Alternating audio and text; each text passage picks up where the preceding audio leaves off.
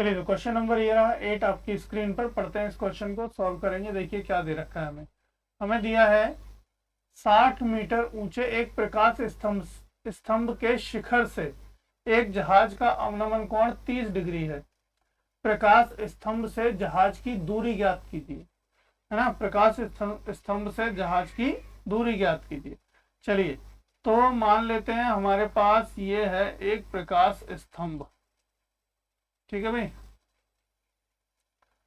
ये रहा प्रकाश स्तंभ। अब मान लेते हैं यहाँ पर कोई जहाज है ना, यहाँ पर कोई जहाज है।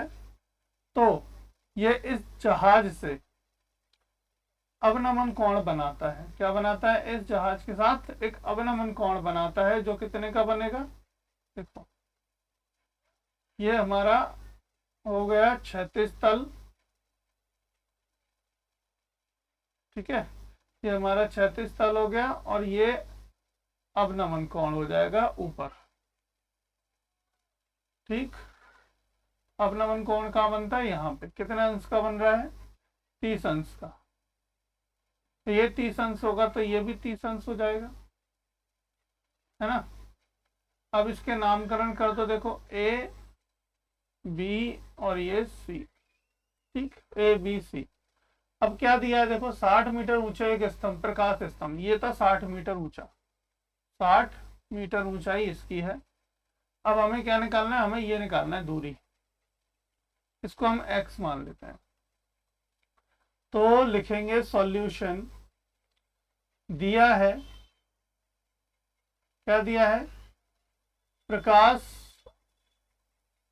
स्तंभ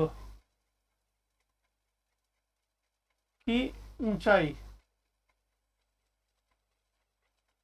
बराबर दिया कितनी बेटा?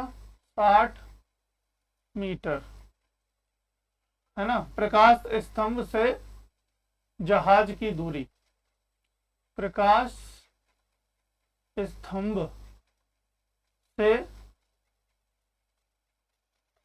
जहाज की दूरी बराबर दिए कितनी? x माना, ये हम मान लेते हैं। माना प्रकाश स्तंभ से जहाज की दूरी बराबर कितनी है? x मीटर, ठीक है।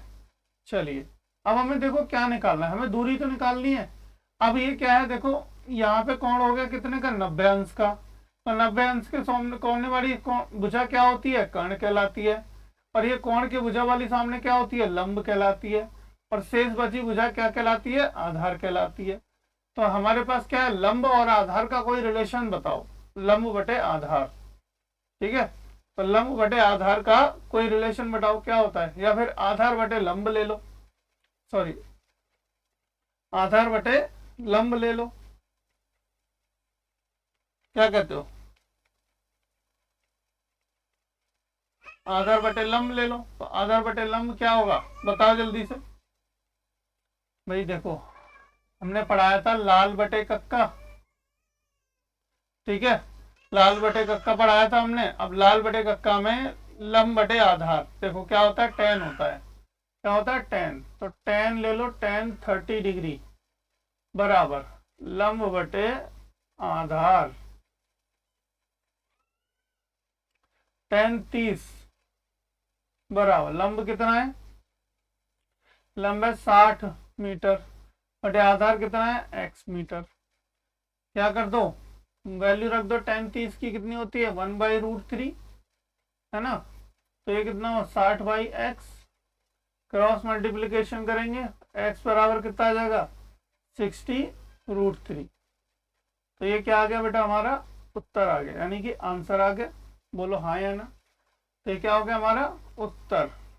चलिए तो बस इतना सही करना था इस क्वेश्चन में। इतना सिंपल इजी सा क्वेश्चन है, ज्यादा घबराने की जरूरत नहीं है। 2 नंबर कहीं गए नहीं गए आपके। पढ़ते रहिए मॉड्यूलेशन स्टडी क्लासेस में, हर एक क्वेश्चन के साधारण सिंपल तरीके से आपको क्वेश्चन के आंसर मिलेंगे। और चैनल को फॉलो करिए, सब्सक्राइब करिए, दोस्तों को शेयर करना बिल्कुल भी मत भूलिए।